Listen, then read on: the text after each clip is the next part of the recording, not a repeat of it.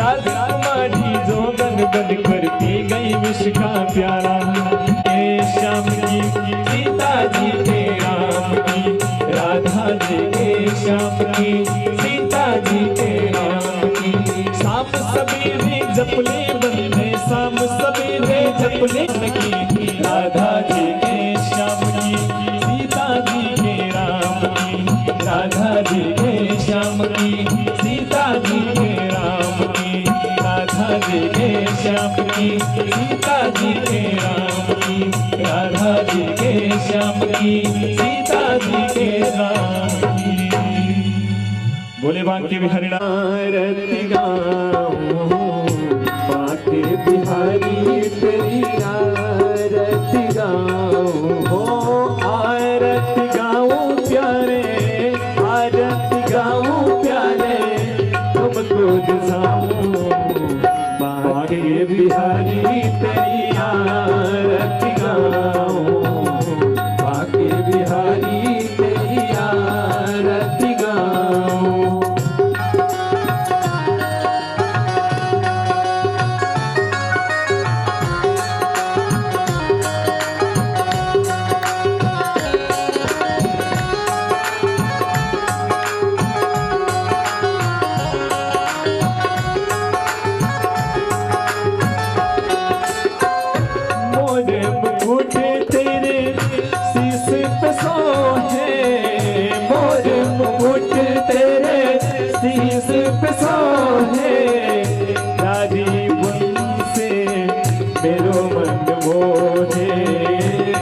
छवि में तो देखी, छवि में तो बनी बन जाऊं, बांके बिहारी तेरी आरती गाऊं, बांके बिहारी तेरी आरती गाऊं।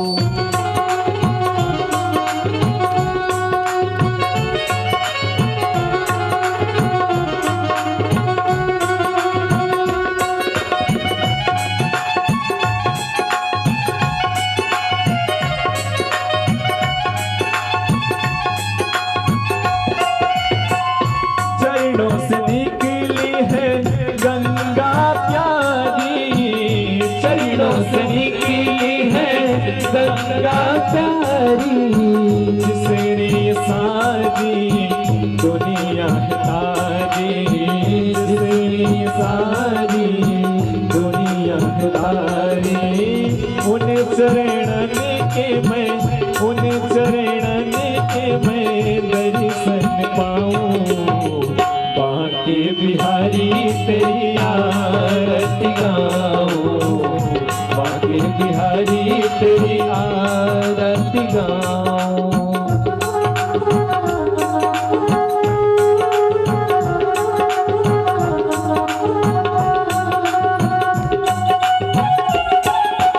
दासिया नाथ के नाथ आप हो, दासिया नाथ के नाथ आप हो, सुख दुख जीवन प्यारे साथ आप हो, दुख दुख जीवन प्यारे साथ आप हो।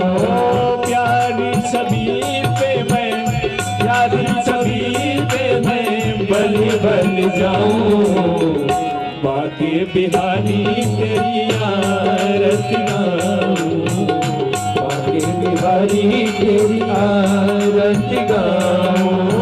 आरती गाऊं प्यारे, आरती गाऊं प्यारे, तुम्हें गोर जाऊं तेरी आरती गाऊं।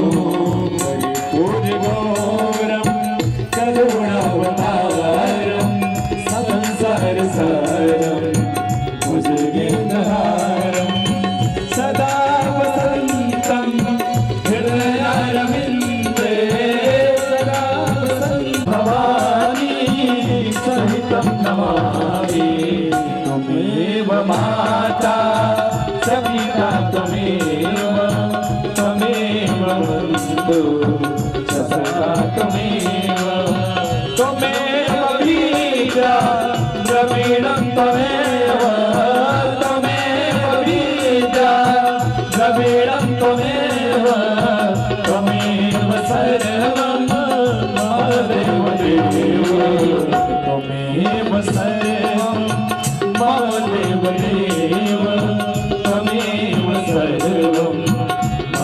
देव देव मम देव देव मम देव देव। ओम नमो प्रणामपदे पदे।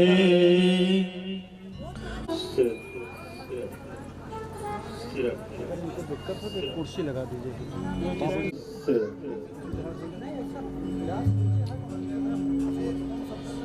अखंड मंडलाकार व्याप्तं ज्ञानांजन शलाका चक्षुरुन्मीलितं येन तस्मै श्री गुरुर्ब्रह्मा गुरुर्विष्णु गुरुर्देवो महेश्वरः भवादिपूतं वन्दे महापुरुषते चरणासनसंस्थितं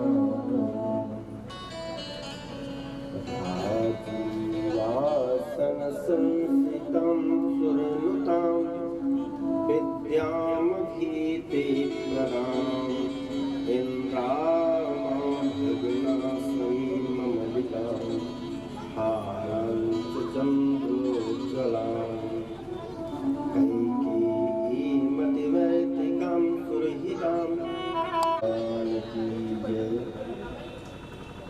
परम मंगलमय भगवत तब होती है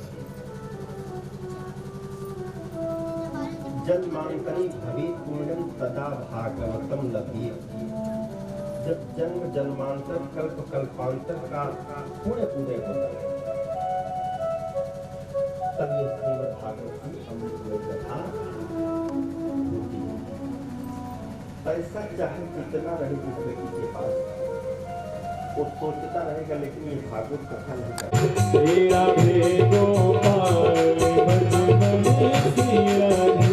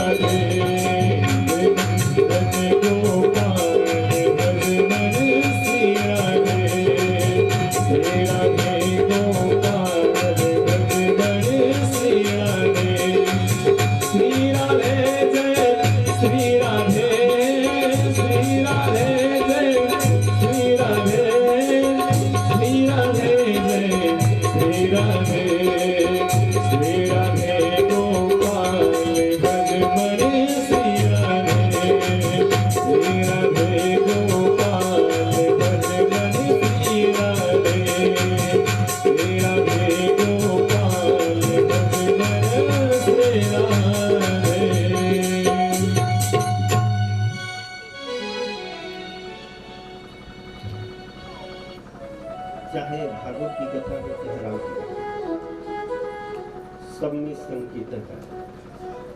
और संकीर्तन इसलिए कराया जाता है कि जो हमारे पाप हैं वो भस्म हो जाए। वैसे भागवत में लिखा गया है कि जो प्रथम दिवस से कथा सुनता है, प्रथम दिवस में कथा सुनने के लिए वही आ सकता है जिसके समस्त पाप जो है भस्म हो गए। लेकिन निद्रा देवी का कार्य है कि कथा में विघ्न बाधा डालना, तो इसीलिए संकीर्तन किया एवं कराया जाता है कि पाप तो हमारे भस्मीभूत हुए हैं तभी हम कथा में बैठे हैं। लेकिन निद्रा देवी आएंगी तो कथा में विघ्न डालेंगे। इसीलिए प्रभु का संकीर्तन बड़े भाव से करना चाहिए कि निद्रा देवी का आगमन न हो। और ये श्रीमद् भागवत की कथा के बारे में कहा गया है कि भाग्योदयेन बहुजन समर्जितेन सत्संग लभते पुरुषं यदा वै। कहते हैं एक जन्म में नहीं, जब जन्म जन्मांतर कल्प कल्पांतर का पूर्ण उदय होगा तब श्रीमद् भागवत सुनने का विचार व्यक्ति के पास आई। कथा है सत्यनारायण, उसमें भी बुलुआ दिया जाता है। बुलुआ क्यों दिया जाता है कि पहले जब लोग देख लेते थे कि कोई ब्राह्मण आया है, कथा व्यास आया है, तो आकर के वो बैठ जाते थे। सबकी ये धारणा होती थी कि चल रहे हैं प्रभु के गुणानुवाद को श्रवण करेंगे, घंटा 2 घंटा 3 घंटा, जिससे हमारे पाप भस्मीभूत हो जाए। तो जब लोग आने लगे तो विद्वानों ने सोचा कि भाई आते हैं तो थोड़ा बुलौवा दे दिया जाए तो उनका सम्मान बढ़ जाए। तो तब की ये परंपरा रही। और युगों में जब लोग सम्मान पाने लगे तो क्या सोचते हैं कि कथा हो रही है, भाई एक आध दिन पहुंचना है। अब क्यों पहुंचना है कि जजमान के प्रेम से तो पूर्ण नहीं पाएंगे। जब प्रभु के प्रेम से आएंगे कथा सुनने के लिए, तब प्रभु की भक्ति समान पाएंगे। जैसे शिक्षा की परिभाषा हुई, समस्त विद्वानों ने बहुत परिभाषाएं दिया, लेकिन वो सर्वमान्य नहीं हुई। शंकराचार्य जी हुए, उन्होंने परिभाषा दे दिया कि सा विद्या या विमुक्त, विद्या वही है जो मुझे आवागमन के मार्ग से मुक्ति दिलाती है। लेकिन और युगों में आज तो कहते हैं भाई व्यवसायिक शिक्षा होनी चाहिए। लोग चोरी कर रहे हैं, डकैती कर रहे हैं, जानते हैं कि इसका परिणाम गलत होगा, इसके बाद भी वो करते हैं। ये कलयुग। लेकिन इस युग में मुक्ति बहुत आसान है, केवल प्रभु का स्मरण करना चाहिए। ये श्रीमद् भागवत की कथा ऐसी है, जब पहले आते हैं हनुमान जी निरीक्षण करने कि हाँ ठीक है भाई कथा श्रवण करने के लिए आ रहे हैं, प्रभु के प्रति अनुराग है। अब कुछ लोग सोचे कि क्या करने वहां जाएंगे, इतना बढ़िया सावन व्यवस्था किया है धीरज जी ने, बढ़िया अपने कमरे में बढ़िया फैन लगा करके बैठेंगे, वहां धूप में कहाँ जाएंगे। तो उनको ये है नहीं तारण है। इस कथा का सबसे पहले प्रचार प्रसार ये स्वर्ग लोक की कथा है। और इस अमृतमय कथा को सबसे पहले श्रीमन नारायण ब्रह्मा जी ने सौनकादिक ऋषियों को सुनाया और उन्होंने नारद जी को सुनाया, और उसके बाद सुखदेव स्वामी ने राजा परीक्षित को सुनाया, जिससे कि इस लोक पहुंचे। तो उनसे कहा कि ऐसा है कि आप ये कथा जो है राजा परीक्षित को मत सुनाइए। कहा क्यों? कहा अगर इसका प्रचार प्रसार इस भूमंडल में हो जाएगा तो कथा सुनने के बाद सभी लोगों का तरण तारण होगा। तो इसका प्रचार प्रसार भूमंडल में नहीं होना चाहिए। कहा अगर भूमंडल में नहीं होगा तो राजा परीक्षित को श्राप है। कहा तो हम अमृत का कलश लेकर के आए हैं, आप भी पी लीजिए, आपके इष्ट में तो सब पी ले और सबको मोक्ष हो जाए। सुखदेव स्वामी ने कहा कि ऐसा है कि देवताओं एक बात बता दो, मैं प्रश्न कर रहा हूं उसका उत्तर दे दीजिए। अगर आप उत्तर दे देते हैं तो इसका प्रचार प्रसार हम लोक में नहीं करेंगे। कहा आप प्रश्न कीजिए। कहा एक तरफ चमकता हुआ कांच का टुकड़ा रख दिया जाए और दूसरी तरफ चंद्रकांता मणि, लेना क्या पसंद करोगे? देवताओं ने कहा कि भाई चंद्रकांता मणि लेंगे। कहा क्यों? कि महात्मा आए कुछ दूर और वापस जा रहे हैं, तत्काल जो है बुला लिया। कहा भो भो साधो क्षणं तिष्ठ मच्चिंता विनाशय दर्शनं तव लोकस्य सर्वदा अघहरं परम। कहा ऐ साधु पुरुष, सज्जन पुरुष, महात्मा, आप आ रहे थे, क्यों चले जा रहे हैं? आप तो ऐसी संत हैं उच्च कोटि के कि आपको देखने मात्र से पाप का विनाश हो जाता है। तो आप वापस कैसे जा रहे हैं? नारद जी ने बताया, कहा कि क्या बताएं, आप लोगों का समूह था। अब नारद जी चले गए, कहा कि क्या समस्या है। कहा कि देखो मैं माँ हूँ, मैं तो नवयुवती हो गई हूँ और मेरे बेटे जो ये वृद्ध हो गए, क्या करें। नारद जी ने क्या किया कि चारों वेदों का पाठ कर दिया, लेकिन बेटे जो है स्वस्थ नहीं बने। गीता पाठ मुहुर्मुहु, गीता का पाठ एक बार नहीं अनेकों बार किया। तो गीता के पाठ से कुछ तो चेतना आवे, लेकिन चेतना विहीन हो जाए। नारद जी ने सोचा कि कहा गया है कि भक्ति करने से समस्त बीमारियां भग जाती हैं, ऐसा चारों वेदों में वर्णन है। आज बीमारी क्यों नहीं भग रही है? इनके बेटे जो है वृद्ध है, नवयुवक क्यों नहीं हो? राम कृपाना सही भवरोगा, राम कृपाना सही भवरोगा, जब यही भांति नहीं सदरोगा, जब यही भांति नहीं संजोगा। सभी वेद शास्त्रों में तो लिखा गया है, तुलसी बाबा ने लिखा कि राम कृपा नाथे भव होगा, जब यही भांति बने संजोगा। यही भांति किस भांति कि बैठेंगे प्रभु की कथा श्रवण करेंगे, पूरे घर परिवार के लोग इष्ट मित्र सहित। ये नहीं कि यहाँ कथा चल रही है, रिश्तेदारों ने सोचा कि ऐसा है सीरियल छूट जाएगा, तो अपना सीरियल देख रहे थे। तो उनको प्रभु के प्रति प्रेम और अनुराग नहीं है।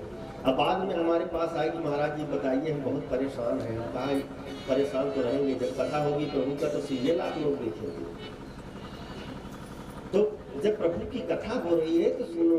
तो सब विद्वान क्या करते हैं कि मूर्ति घूट जाए, मौन हो जाते हैं कि नारद जी आपसे बड़ा ज्ञानी कोई नहीं है। अब मैं आपको क्या बताऊं।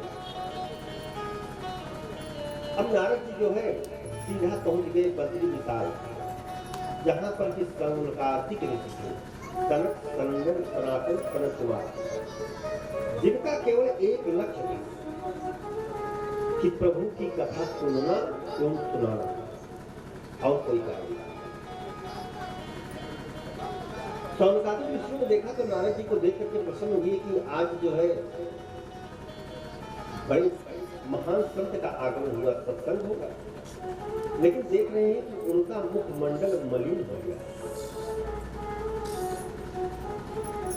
जब होगा नारद जी ने कहा नहीं, कहा उसी तरह से चार वेद जो है ना वो वृक्ष है, और श्रीमद् भागवत क्या है? फल है। निगम कल्पतरोर गलितम फलम सुखमुखा द्रव संयुक्त। कहा कि फल है, इसको सुनाइए। नारद जी ने कहा कि ठीक है, इसको सुनाइए। नारद जी जो है आए और श्रीमद् भागवत की कथा भक्ति ज्ञान वैराग्य को सुनाई। जब भक्ति ज्ञान वैराग्य को श्रीमद् भागवत की कथा को श्रवण कराए ना, तो भक्ति जो है स्वस्थ हो गई, और उसके दोनों पुत्र जो है ज्ञान वैराग्य वो भी पूर्ण रूप से स्वस्थ हो गए। भक्ति जो है नाचने लगी, गाने लगी। जयत जयत माया यशकाया भवस्तु वचन एकम, वो तो नाचने लगी, गाने लगी, श्रीमद् भागवत की महिमा को बताने लगी। अब भक्ति ने कहा कि मैं कहीं नहीं जाऊंगी, अब जहां पर भागवत की कथा होगी वहां रहूंगी अथवा वृंदावन में रहूंगी। तब से भक्ति जो है आकर के जहां भागवत की कथा होती है वहां हनुमान जी एवं भक्ति सबसे पहले आती है, नाच गाना बजाना सब कुछ इसीलिए श्रीमद् भागवत कथा में होता है, क्योंकि भक्ति नृत्य करती है। ये है श्रीमद् भागवत की महिमा। आइए दो बार प्रभु का नाम लेते हैं, उसके बाद पुनः बोलो श्री राम जय राम जय जय राम, बोलो श्री राम जय राम जय जय राम, बोलो श्री राम जय राम जय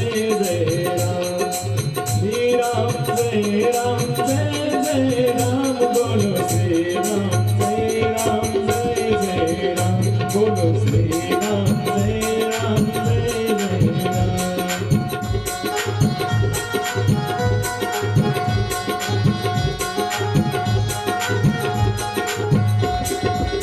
जो नारायण नाम लेते हैं, जो नारायण नाम लेते हैं, आपको होते सब नारायण श्रीमन्नारायण नारायण नारायण श्रीमन्नारायण नारायण नारायण।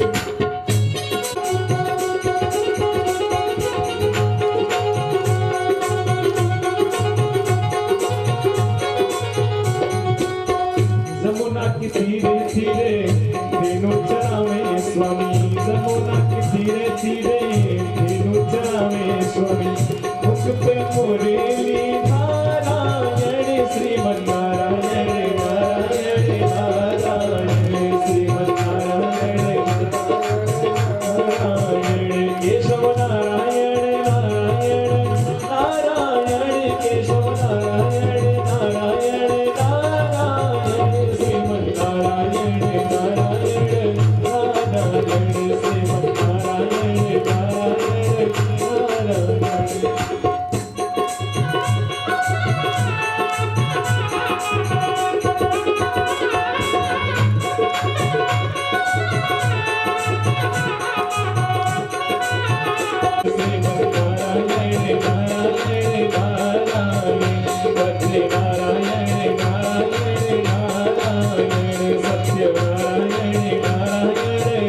नारायण।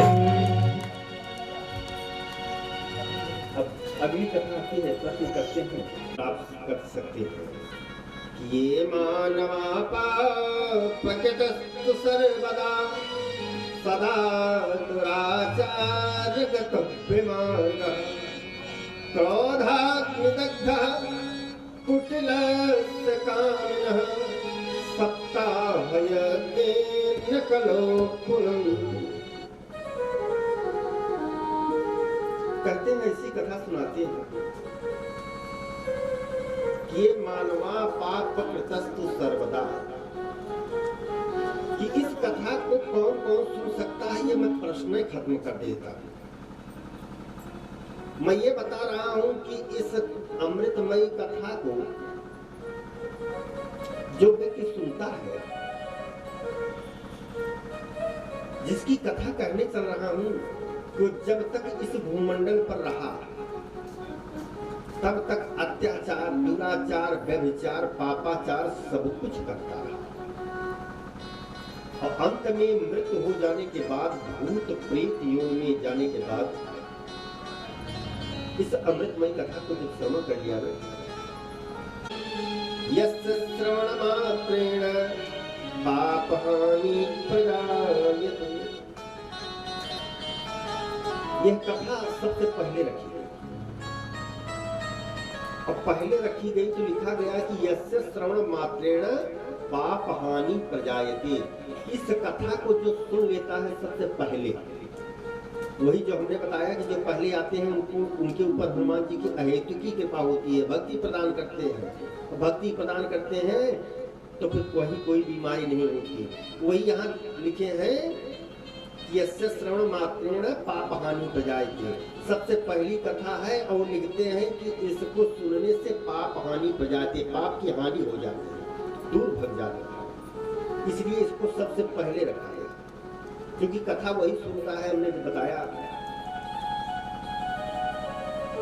कि संकल्प कर लेने मात्र से वो देव योनि को प्राप्त हो जाता है, उस पर प्रभु की अहेतुकी कृपा होती है कि हमारे लिए जो है ये सोच रहा है, और एक जन्म नहीं कई जन्मों का भाग्योदय न बहु जन्म, अनेक जन्मों का जब पुण्य संचित उदय होता है तब यह कथा कहा। ठीक है महाराज जी, जब इस कथा को सुनने से इतना लाभ है तो सबसे पहले आप ये बताइए। कहा ठीक, कहा सुंदर काशीपुर में एक शर्मा ब्राह्मण हुए जिसका नाम था आत्मदेव जी। आत्मदेव जी बहुत बड़े ज्ञानी, चारों वेदों के समान, चारों वेदों का ज्ञान था, कहा वाह महाराज जी, अब क्या आवश्यकता है? पंडित जी ने कहा क्या, इसी पुत्र के लिए तो मैं परेशान हूँ। तो पंडितानी कहा अच्छा ठीक ठीक महाराज जी खा लो। अंदर चली गई और अपना सर नीचे करके सोचने लगी, चिंता में पड़ गई। इतने में धुंधली की एक सहेली आ गई। सहेली ने कहा कि आज बहना तुम उदास क्यों? पंडित जी आए हैं, झगड़ा हो गया क्या पत्नी में? कहा नहीं झगड़ा तो नहीं हुआ, झगड़ा मैं नहीं करती हूँ, इसलिए कि पंडित जी जब चले जाते हैं शिष्यों के यहाँ तो मैं सुरक्षा में रहती हूँ। अब कितना दिन घर पर रहेंगे? कहा तब उदास क्यों हो? कहा कि ऐसा है कि एक फल ले आए हैं। कहा फल ले आए हैं तो क्या मतलब? कहा इस फल खाने से संतान होगी। कहा बहना ये तो अच्छी बात है, तुम्हारे कोई संतान नहीं है। कहा अच्छी बात नहीं है। कहा तो कहा फल भक्षेण गर्भे स्यात् गर्भे उदर विद्धितः। कहा कि ऐसा है फल खाऊंगी तो गर्भ रह जाएगा, अब गर्भ रह जाएगा तो मेरा पेट फूल जाएगा, अब पेट फूल जाएगा तो मेरा भोजन भी कम हो जाएगा। अब बहन क्या बताए, दैवात खाती ब्रजेत ग्रामी।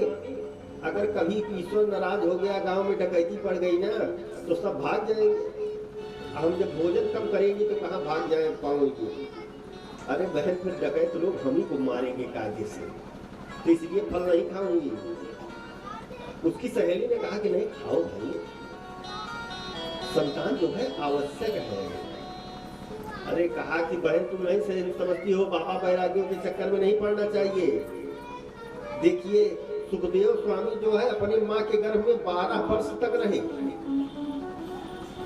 अगर हमारा गर्भ 2-4 साल भी रुक गया ना, तदा में मरणम भवेत, तब तो मेरी मृत्यु हो जाएगी। इसलिए बाबा बैरागियों के चक्कर में नहीं पड़ना चाहिए। बहुत समझाया लेकिन नहीं मानी। उसकी सहेली चली गई कि इसकी बुद्धि हमेशा जो है खराब है, तो आज कहाँ से शुद्ध रहेगी, नहीं मान रही है तो जाओ। लेकिन वो सोच रही है धुंधली की अगर पूछ लेंगी फल क्या हो गया तो मैं क्या बताऊंगी। तो गैया को ले जाकर के तत्काल फल खिला दिया और उसके बाद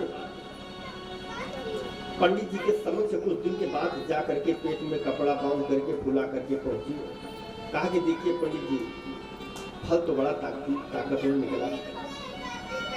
कहा क्या हुआ? कहा मैं गर्भवती हो गई। तो और प्रसन्न हुए कि दूध भी आ है, पूत भी आ रहा है। प्रभु को बार-बार प्रणाम करते हैं, वाह प्रभु। अब कुछ समय बीता,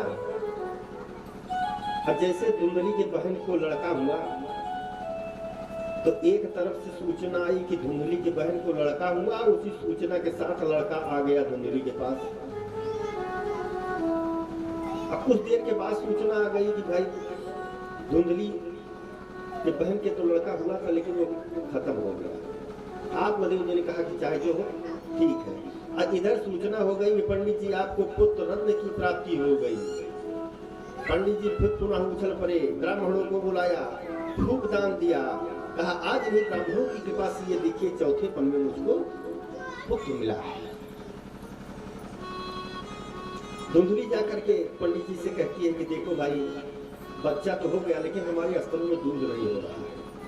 कहा तो कहा हमारे बहन को लड़का हुआ था वो खत्म हो गया, तो उसी को अगर बुला ले आते तो दुग्ध पान करा देती। कहा ठीक है। पंडित जी चले गए, उनकी बहन को ले आया, बहन अपना दूध पिलाई, तेल लगाई, दुधवा लगाई, कार्य प्रारंभ हो गया। अब निष्क्रमण मुहूर्त जिसको गांव में कहते हैं निकासन, तो पंडित जी क्या किए, पंचांग उठाए, पढ़िया एक सुंदर सा नाम ढूंढे कि पढ़िया नाम में ढूंढ रहा हूं। पंडितानी देखती रही बार बार। कहा क्या ये पंचांग उठा करके बार बार देख रहे हैं, मैं नहीं समझ पा रही हूँ। कहा यही बेटे का नामकरण क्या होगा, नामकरण बहुत सोच समझ के करना चाहिए। धुंधली ने कहा कि नामकरण कौन करेगा? कहा मेरा बेटा है मैं करूंगा। कहा हाँ। इतना दिन धुंधली ने कहा इतना दिन उदर में हमने रखा और नामकरण आप करोगे? कहा तो कहा नामकरण मैं करूंगी। कहा तुम क्या करोगी? देखोगे। अब निकासन का समय आ गया, नातवान रिश्तेदार सब आ गए, पत्नी में विवाद हो गया। किस पर? कि नामकरण, पत्नी कह रही है कि नामकरण मैं करूंगा, पंडित जी कह रहे हैं कि हम पंचांग निकाल करके उसको देखे हैं, नामकरण मैं करूंगा। अंत में पंडित जी ने सोचा कि रिश्तेदारों के सामने बेइज्जती हो जाएगी, इसलिए कि ये दुष्ट बुद्धि की है, अब खूब लड़ेगी, हमारे जजमान भी आएंगे, आए हैं तो कहेंगे कि पंडित जी की पत्नी में ही नहीं पड़ती। तो पंडित जी ने कहा अच्छा भैया तुम ही नाम रख दो। क्या नाम रखोगे? कहा मेरा नाम है धुंधली। कहा मेरे पुत्र का नाम होगा धुंधकारी। पंडित जी ने कहा नाम तो बड़ा गड़बड़ देखा, इसका अर्थ भी गड़बड़ है। पंडिता ने डांट लिया पंडित जी को, कहा कि मैं जो काम करती हूँ उसको गड़बड़ बोलते हो, तुम ही जो करते हो वही सही करते हो। पंडित जी मौन हो गए कि रिश्तेदारों के सामने कौन बेइज्जती करवाएगा। तो पंडित जी तो मौन हो गए। अजय पंडित जी मौन हो गए, नामकरण हो गया। अब 3 महीने के बाद एक गैया को एक पुत्र हुआ। इसमें पंडितानी का कहीं कोई रोक टोक नहीं। तो गैया के जो पुत्र था वो कैसा था कि पूरा शरीर मानव का था और कान उसके गौ के सदस्य थे। तो पंडित जी ने नाम रख दिया गोकर्ण। अब गोकर्ण महाज्ञानी है। गोकर्ण जो है बहुत ज्ञानी हुए। क्यों ज्ञानी हुए? कि वो संत की तपस्या के फल से प्राप्त हुए थे, क्योंकि संत ने दिया था। अब धुंधकारी महाखाला, क्योंकि उसकी माँ जो है दुष्ट, उसकी जो है मौसी दुष्ट, पूरा खानदान है दुष्ट के दुष्ट तो होंगे। अब अगर माँ संस्कारित रहेगी तो बेटा तो अवश्य संस्कारवान होगा ही। नामकरण हो गया। धुंधकारी बचपन में क्या करता कि जब गांव में निकलता, किसी के माँ बाप अगर वृद्ध है, दरवाजे पर है और कोई नहीं है, तो क्या करता कि एक पत्थर का टुकड़ा लेता और सर फोड़ करके भाग जाता। किसी के बच्चे को देखता तो उसकी आंख में कांटा चुभ देता।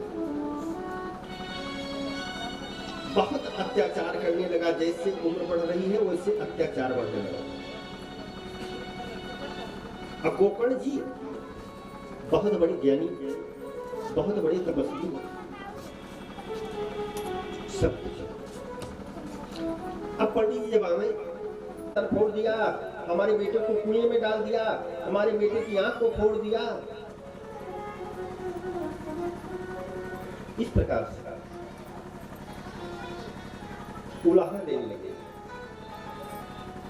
जब उलाहना देने लगे तो पंडित जी को यह अपमान जो है सहा न गया। पंडित जी ने आज अपने पुत्र गोकर्ण को बुलाया। गोकर्ण जी को कहा क्या बताएं, मेरी समाज में बहुत अच्छी प्रतिष्ठा थी। जिस रास्ते से मैं निकलता था उस रास्ते से लोग जो है प्रणाम करते थे।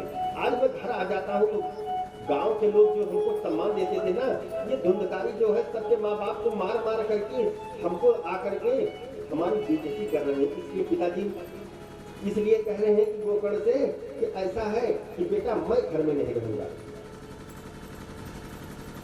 क्या करूं, अपमान की जिंदगी जीना नहीं चाहते।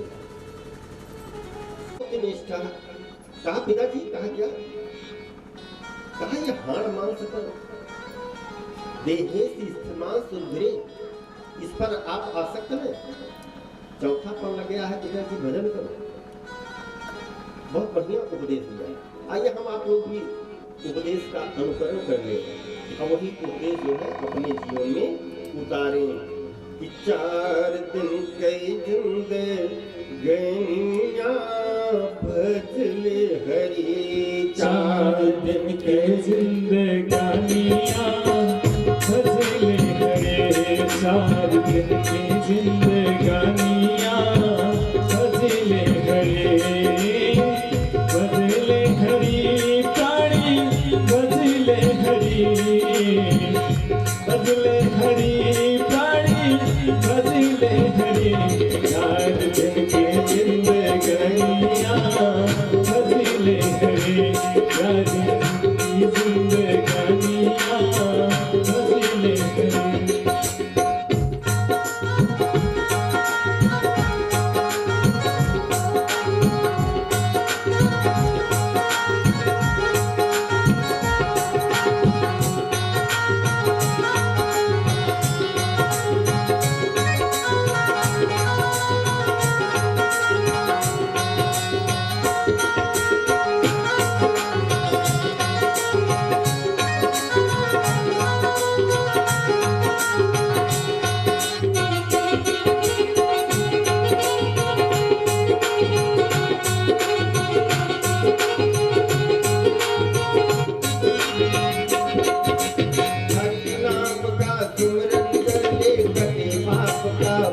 फंदा। हरि नाम का सुमिरन कर ले कटे पाप का फंदा।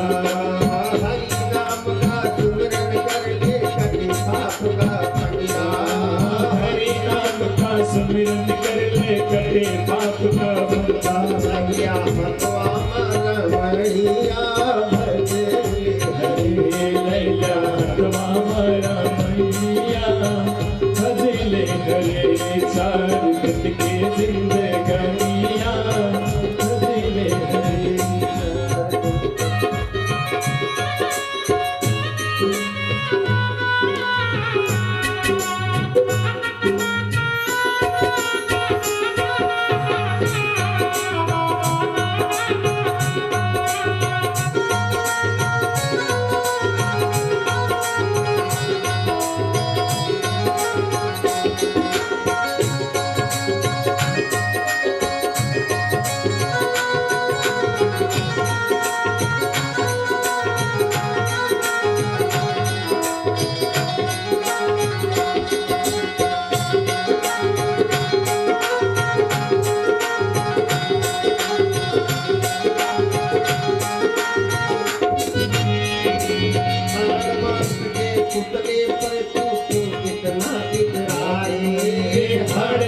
के पुतले पर तुम क्यों इतना इतराए। हाड़ मांस के पुतले पर तुम क्यों इतना इतराए। सोने जैसी काया एक दिन सोने जैसी काया एक दिन मिट्टी में मिल जाए। मिल जाए गानिया भजले हरे गानिया भजले हरे।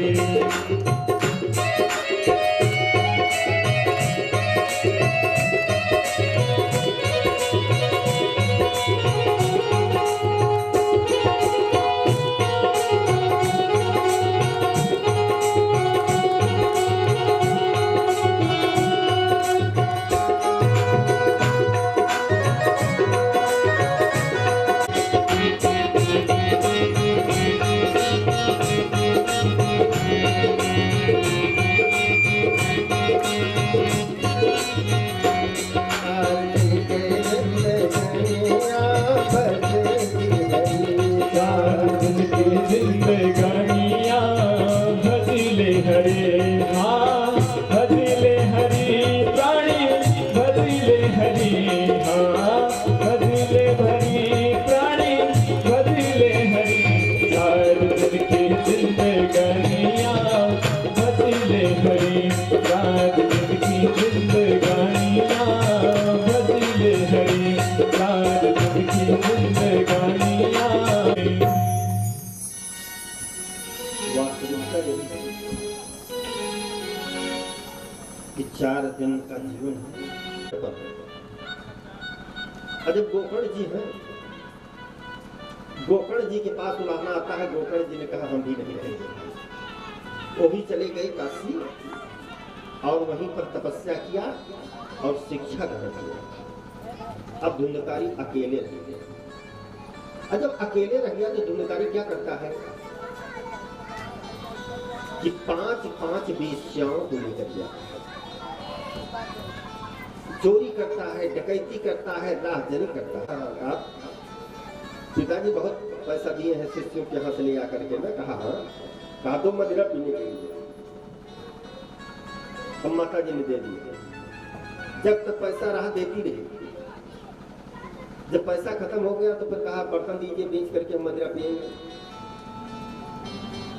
अब धुंधली को ज्ञान हो रहा है। कहा बेटा गलत है। कहा नहीं गलत तो क्या है, लाइए। अगर न दे धुंधली तो उसको मार दे। तो दौड़ करके जो रहे सब दे दे, भैया ले गया। सारा बर्तन चला गया। और सारा जब बर्तन चला गया तो एक दिन कुछ दिन बीता। उसके बाद पुनः धुंधकारी को चोरी करने के लिए गए, लेकिन कुछ धन नहीं मिला। तुरंत आए। कहा माता जी। कहा क्या? कहा पैसा दीजिए। आप धुंधली के पास एक पैसा नहीं। कहा बेटा मेरे पास एक भी पैसा नहीं है। क्या तू? कहा अगर नहीं दोगी पैसा ना तो आज तुमको भी गोविंदाय नमो नमः कर ही देंगे, मार ही देंगे। हाथ जोड़ती है, विनती पड़ती है, कहा बेटा हमने बहुत पैसा दे दिया, कहा आज दो तो मैं जानूं। कहा एक पैसा नहीं है, न बर्तन है हमारे पास। धुंधकारी को पकड़, धुंधकारी क्या करता है, माँ को पकड़ता है, खींचते हुए ले जाता है और कुएं में डाल देता है अंधकूपे। अगोविंदाय नमो। लीजिए कि जिसके संतान नहीं है, कि अगर जीवित मनुष्य की मांस खाना है तो माताएं खा जाएंगी, जिसके पास संतान नहीं है वो उसकी पीड़ा को समझता है। अब ऐसे जब पुत्र हो जाएं कि माँ को ही खत्म कर दें, पिता को ही खत्म कर दें, तो ऐसी संतान से क्या लाभ है? ऐसी संतान से कोई लाभ नहीं है कि माँ को खत्म करेगा। इसीलिए अब सब कहते हैं संस्कार घर की बहू ले आएंगे। संस्कारित जो पढ़ी लिखी हो अपने बच्चे को पढ़ा सके, इसलिए कि जब शिक्षा नहीं रहेगी तो क्या करेंगे? धुंधली जैसी होंगी, बात बात पर लड़ने वाली, अंत में गति वही होगी। माताएं कितना परेशान होती हैं। एक संत ने इस पर बहुत बढ़िया सुंदर भजन लिखा कि औलाद के खातिर इंसान फिरता है मारा मारा, उस वक्त भला क्या मारे जिसको औलाद मारा। इंसान की खातिर,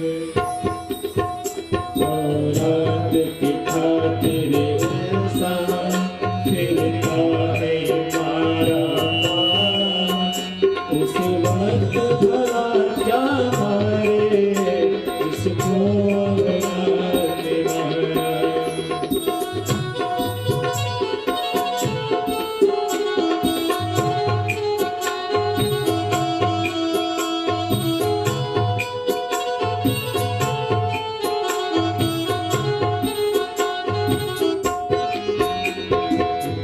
खुशियों की खातिर रातों की नींद गवाई, उसने उसकी खुशियों की चिंता नहीं जताई।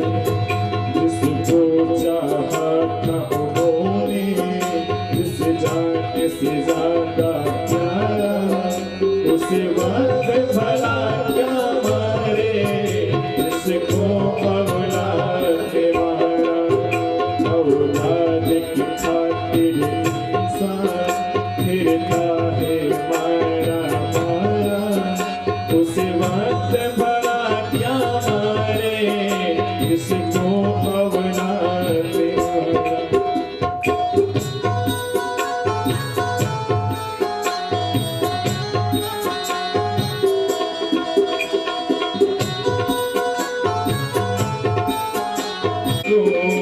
चाहे तो छुटकारा, उस वक्त भला क्या मारे जिसको औलाद मारा। प्यारे भक्तों, एक बात याद रखना, जो औलाद होता है ना, पूर्व जन्म का शत्रु होता है या ऋणी होता है। पिता जो बनता है अपने पुत्र या पुत्री का ऋणी होता है, तब वह बालक घर में जन्म लेता है। इसमें कितनी सुंदर पंक्तियां हैं।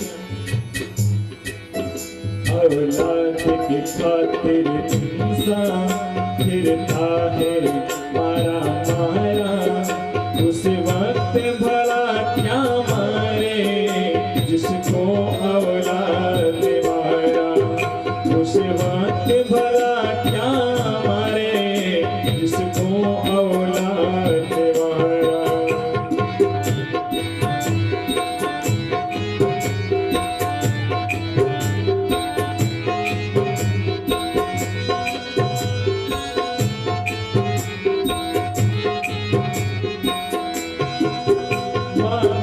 किसी ममता को तूने कैसा कर चुकाया, इसने उसको तूने ठुकराया, तूने बीच खबर में छोड़ा, दिया ना कोई किनारा, उस वक्त भला क्या मारे, जिसको औलाद मारा, औलाद की खातिर ईसा फिर काहे मारा मारा, उस वक्त भला क्या मारे, उसको औलाद मारा, औलाद की खातिर ईसा फिर काहे मारा मारा, उस वक्त भला भला क्या मारे, जिसको औलाद मारा, उस वक्त भला क्या मारे, जिसको औलाद मारा।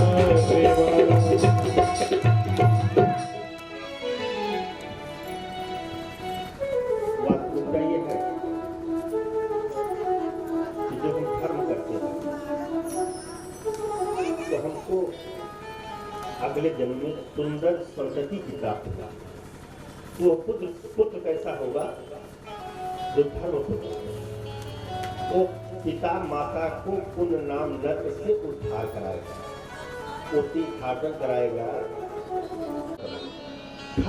धर्म के मार्ग पर चलेगा,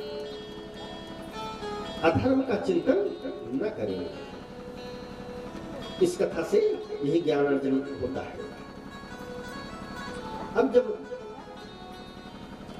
आज पांचों वेश्याएं जो थी, जिसको धुंधकारी ले आया था, उसने सोच लिया कि क्या बताए, जब ये पिता का नहीं हुआ, भाई का नहीं हुआ, माता का नहीं हुआ, तो हमारा लोगों का होगा। एक ने कहा कि नहीं समझ रही हो, जब तक न यौवन है हमारा ना, तब तक ये है। एक ने कहा बहना तो कहीं भाग चलते हैं। कहा कैसे भाग चलेंगे, बड़ा शक्तिशाली है, बहुत शक्तिशाली है, बहुत ताकतवर है, जहां जाएगा वहां जाकर के मार डालेगा, डकैती डाल देगा। एक उसमें विदुषी थी, उसने कहा बहना तुम नहीं समझ रही हो। कहा क्या? कहा कि प्रतिदिन जब चोरी करके ले आओ तो पांचों में से चाहे जिसको दे तो उसकी हम मदिरा मंगाएंगे। कहा मदिरा मंगा करके क्या करोगी? कहा जिस दिन ये डकैती करेगा किसी बड़ी पार्टी के यहाँ, राजा महाराजा सेठ साहूकार के यहाँ, और बहुत धन ले आएगा ना, तो उसी दिन इसको इतना मदिरा पिलाऊंगी, क्योंकि धन लेकर के आएगा तो स्वयं मदिरा पी करके आएगा। हम लोग पांचों मिलकर के प्रेम से इतना मदिरा पिलाऊंगी कि ये बेहोश हो जाए। अब बहना बेहोश हो जाए ना, तो इसको चारपाई में बांध करके और फूंक करके और घर का सब धन लेकर के चलेगी। पांचों वेश्याओं की एक राय बन गई।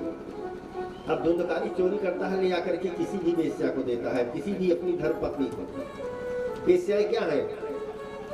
वेश्याएं जो है माया है। जब तक माया है तभी वेश्यालय है। माया खत्म हुआ, खत्म, अब भागो। अब जब मदिरा एकत्रित हो गई, आज जो है धुंधकारी एक बड़ी सेठ के यहाँ डकैती किया, बहुत साधन लेकर के मदिरा पी करके लड़खड़ाता हुआ आ रहा है। तो जैसे लड़खड़ाता हुआ आ रहा है, अब बुलाया पांचों को, कहा देखो आज तो बहुत सा धन लेकर के आए हैं। पांचों ने कहा वाह स्वामी जी। कहा पानी लाओ। कहा पानी क्या देंगे स्वामी जी, आज हम भी आपको खुश कर देंगे। कहा क्या? कहा मदिरा पीते हैं ना। कहा तब? कहा मैं रखी हूँ आपके लिए। कहा चल ले आओ। पिया, खूब पिया। कहा अब नहीं पिएंगे। दूसरी आ गई पत्नी उसकी। कहा भाई ये बहुत हो गया। कहा वाह स्वामी जी, इतना धन ले आए हैं तो थोड़ा दो ही घूंट ले लीजिए। क्या आप हमसे प्रेम नहीं करते क्या? ये क्या हो गया है? गोकर्ण जी ने कमंडल से जल लिया और अम्मंग से अभिसिंचित किया। अभिसिंचित करके जिधर से आवाज आ रही थी उधर छुलटा मार दिया। तो मंत्रों में ताकत होती है, तो कुछ आकार बढ़ने लगा। दोबारा कमंडल से जल लिया और मंत्र से अभिसिंचित करके पुनः मार दिया। जब पुनः मार दिया तो बोल पड़ा। गोकर्ण ने पूछ लिया कस्टम कौन हो तुम? तब वो जो आवाज आ रही थी धुंधकारी की, कहा भैया क्या बताएं, अहम भ्राता तुदयोस्मि धुंधकारी के नाम का। अरे भैया मैं आपका भाई हूँ, धुंधकारी मेरा नाम है। गोकर्ण जी ने कहा वाह भैया, धुंधकारी आपका नाम है तो आपके लिए तो हम गया चले गए कि आपका उद्धार हो जाए, और जब तक जीवित रहे तब तक हमको आपने चैन से रहने नहीं दिया। मर जाने के बाद तीर्थ यात्रा करके आ रहे हैं, पैदल चल करके आ रहे हैं, आज भी हमको चैन से नहीं रहने दोगे मर जाने के बाद भी? क्या करें, तुम मेरे भाई हो। धुंधकारी रोने लगा, रे भैया मेरी मुक्ति का उपाय करो। कहा गया तो कर लिए, कहा गया से नहीं उद्धार होगा, गया श्राद्धेन सतैनापि मुक्ति नामे भविष्यति। गया श्राद्ध एक बार नहीं 100 बार किया जाए लेकिन प्रेत की मुक्ति नहीं हो सकती। कहा तो कैसे मुक्ति होगी इसको बताइए। गोकर्ण जी ने आप धुंधकारी से प्रश्न किया कि तुम्हारी मुक्ति कैसे है? जैसे मुक्ति होगी वही मैं उपाय करूंगा। कहा कि ठीक है, मेरी मुक्ति का उपाय मैं नहीं जानता हूं भैया, लेकिन मैं ये जानता हूं कि मेरा भाई इतना ज्ञानी है। कहा कि ठीक है, तो क्या श्रीमद् भागवत की कथा सुनने से मुक्ति मिल सकती है क्या? प्रेत योनि से। कहा बिल्कुल क्यों नहीं है, बिल्कुल मिलेगी। कहा ठीक। गोकर्ण जी वहां से आए। अब गोकर्ण जी जब वहां से आए तो संपूर्ण गांव वालों को बुलाया।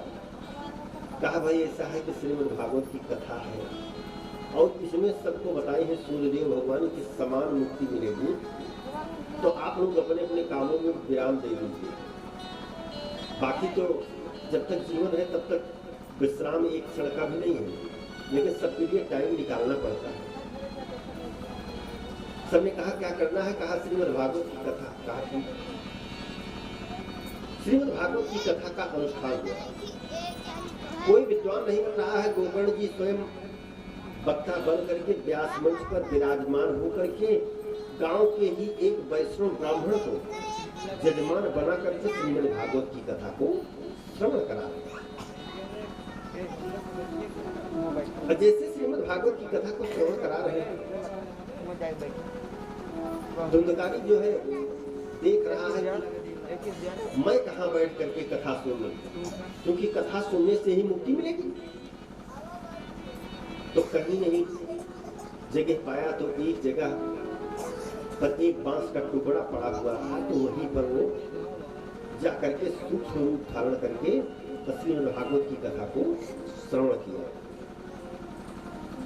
जैसे श्रीमद् भागवत की कथा संपन्न हुई, ऐसा न हो कि पता लगे कि पांव तोड़ दे हाथ तोड़ दे, तो गांव वालों ने सलाह किया कि भाई इन्हीं के भाई तो हैं, विज्ञानी है, ठीक है।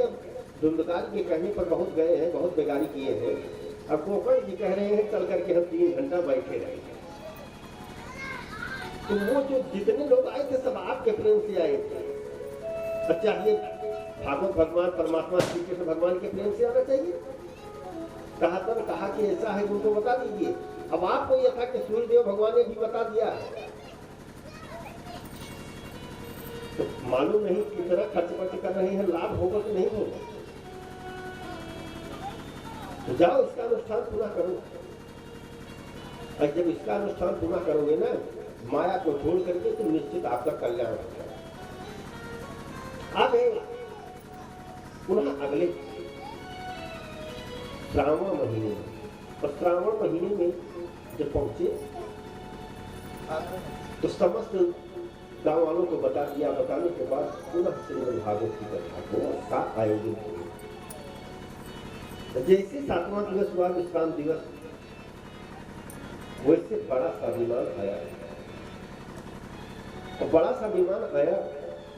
अब विमान पर विमान के जो चालक थे उन्होंने कहा कि धन्य है ये गांव, यह गांव धन्य है जिस गांव में श्रीमद् भागवत की कथा हो रही है। भागवत कथा हर जगह नहीं है। पैसे से तो हो ही नहीं सकती कि घमंड है हमारे पास। जब तक घमंड को नहीं त्याग देंगे तब तक नहीं होगा। अब प्रशंसा किया और विमान पर सारे लोग बैठ करके आरूढ़ हो गए। इसलिए धर्म करो। हमारे संगीतकार बंधु जो है 1:30 बजे बैठ जाएंगे, अब 2 बजे हम बैठेंगे तो 2 से 5 कथा होगी। अब कथा यहीं पर विश्राम होती है। और वैसे भी श्रीमद् भागवत कथा का एक नियम है कि सूर्योदात आरभ्य, सूर्य उदय के समय प्रारंभ होना चाहिए इसका पारायण। और जब सूर्य भगवान अस्ताचल की ओर होना तब इसकी आरती होना चाहिए। रात में कथा करने का कोई विधान नहीं, लेकिन आजकल के कुछ आधुनिक व्यास कर रहे हैं। तो जो भागवत में हमारी पुस्तक में लिखा है कि यही लिखा है कि रात में कथा करने का विधान नहीं है। हो सकता है वो लोग कहीं से पाए हों, सबका अपना अपना ज्ञान है, हम किसी की निंदा नहीं कर रहे हैं, लेकिन लिखा यही गया है। तो आइए बड़े भाव से भजन करते हैं। भजन हमारे शिवाकांत जी गाएंगे और आचार्य गगन जी महाराज आरती बनाए रहेंगे।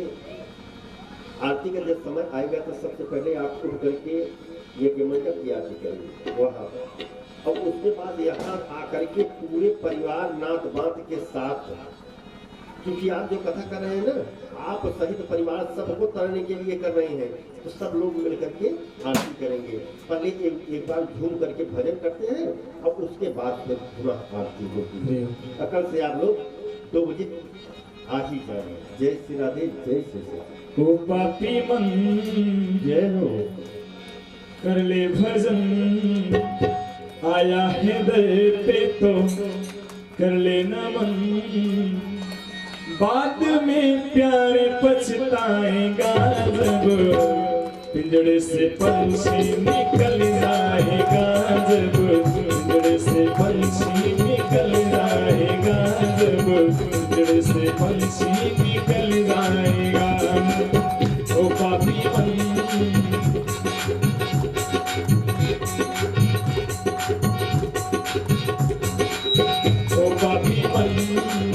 कर ले भजन, आया है दर पे तो कर ले नमन, बाद में प्यारे पछताएगा जब पिंजड़े से पंछी निकल जाएगा, जब पिंजड़े से पंछी निकल जाएगा।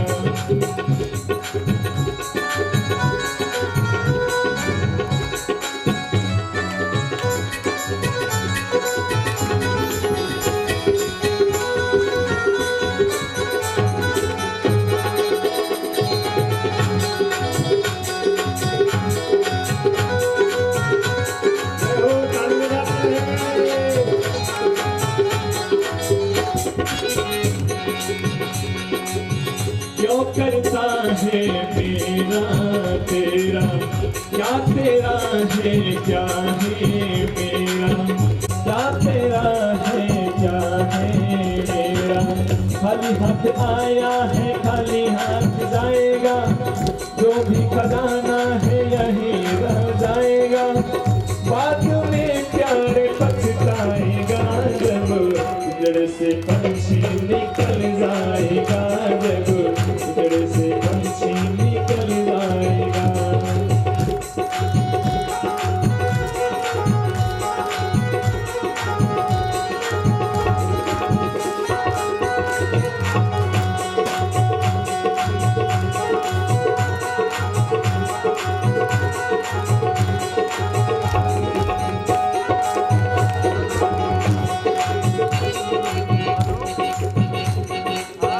आई जवानी तो भर नींद सोया, आया बूढ़ापा तो है मन रोया। आई जवानी तो भर नींद सोया, आया बूढ़ापा तो है मन रोया। श्याम की नजर से तो बच के कहाँ जाएगा, किया जो कर्म है उसी का फल पाएगा, बाद में प्यारे पछताएगा जब पिंजड़े से पंछी निकल जाएगा, जब